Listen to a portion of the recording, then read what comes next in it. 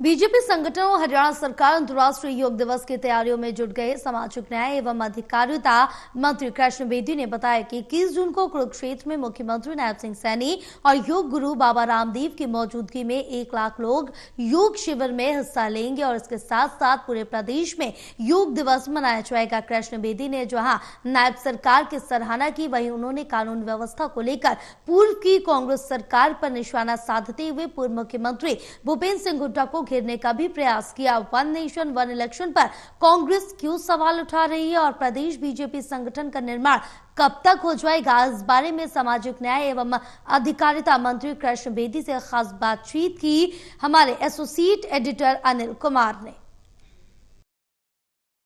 अंतर्राष्ट्रीय योग दिवस को लेकर हरियाणा सरकार की क्या तैयारियां हैं, इस मेरे साथ हैं कैबिनेट मंत्री कृष्ण बेदी। इनसे जानते हैं कि योग को लेकर सरकार की क्या तैयारियां हैं।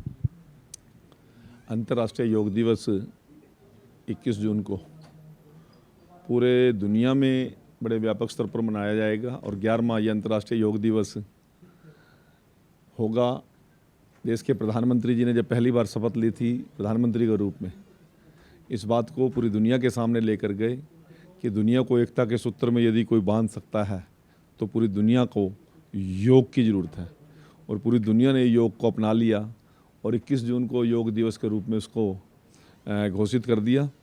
तो मैं 21 जून को आने वाले योग दिवस पर हमारे माननीय प्रदेश अध्यक्ष और माननीय मुख्यमंत्री श्री नायब सिंह सैनी जी कुरुक्षेत्र की धरा पर योग गुरु स्वामी रामदेव जी के अध्यक्षता में 1 लाख लोग उस योग के कार्यक्रम में शामिल होंगे और मुख्यमंत्री जिसमें मुख्य अतिथि के तौर पर वहाँ पर रहने वाले हैं। इसी प्रकार से सभी जिलों में, इसी प्रकार से सभी सब डिवीज़न लेवल पर और सभी ब्लॉक लेवल पर भी सरकार इस योग दिवस को मनाने का काम करेगी।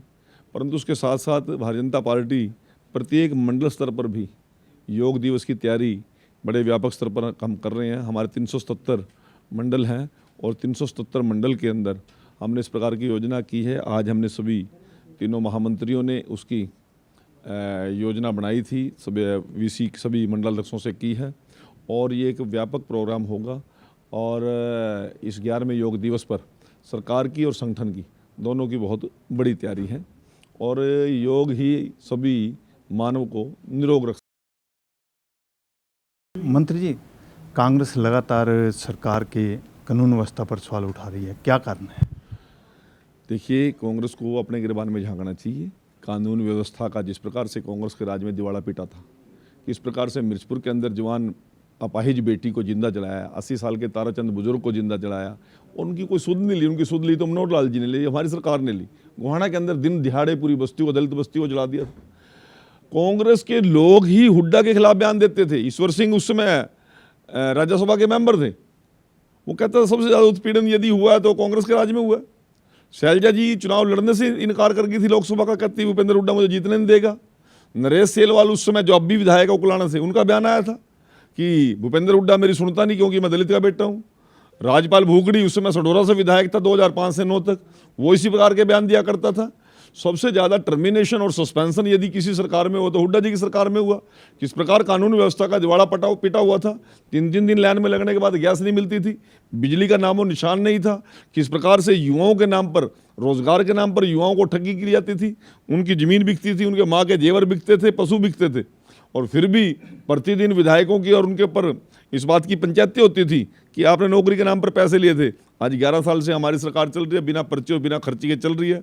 और मैं आप लोगों के माध्यम से बताना चाहता हूं कि 3000 रुपये प्रत्येक बुजुर्ग के खाते में 5 तारीख से पहले हम डालने का काम करते हैं। उन विधवा बहनों के खाते में डालने का काम करते हैं, उन दिव्यांगजनों के खाते में डालने का काम करते हैं। आखिरी टेल तक पानी पहुँचाने वाली सरकार है हमारी सरकार है। किसान का एक एक दाना खरीद कर 24 घंटे में उनके अकाउंट में पैसे डालने वाली कोई सरकार है तो हमारी सरकार है। कहाँ रिस्क करेगी कांग्रेस? और इसीलिए कांग्रेस के लोग हमारी तारीफ करते हैं।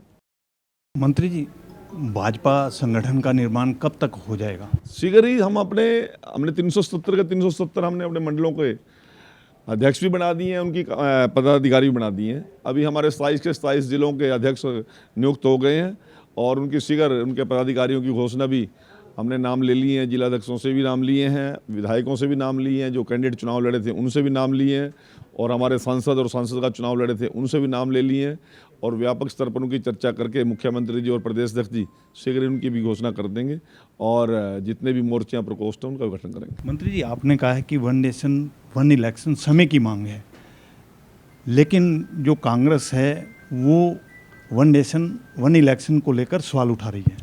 नहीं, सभी से हमने सुझाव भी मांगे हैं, सभी से हमने चर्चा भी की है, पार्लियामेंट में भी चर्चा की है। अब वो पता नहीं कौन सी कांग्रेस है, तब न मिल जा मान तो कड़ी कांग्रेस दिखती नहीं, कहाँ मिल जाती है वो कांग्रेस, कहीं मन न बता दो, हम पूछ लेंगे जाकर उन्हें केस में से। विधानसभा में बोलते नहीं, विधानसभा में छोड़ के भाग जाते हैं, लोकसभा में ठहरते नहीं, वहाँ से भाग जाते हैं, पता नहीं को राज्यसभा मेंबर है कि नहीं, वहाँ नहीं को बोल रहा। अब है कहाँ कांग्रेस, हमने तो कहीं दिख नहीं रही, पता नहीं आपने कहाँ मिल जाती है वो। ये थे मेरे साथ कैबिनेट मंत्री किशन बेदी। इन्होंने बताया कि योग दिवस को लेकर हरियाणा सरकार की क्या तैयारियां हैं। Anil Kumar, total news, Chandigarh.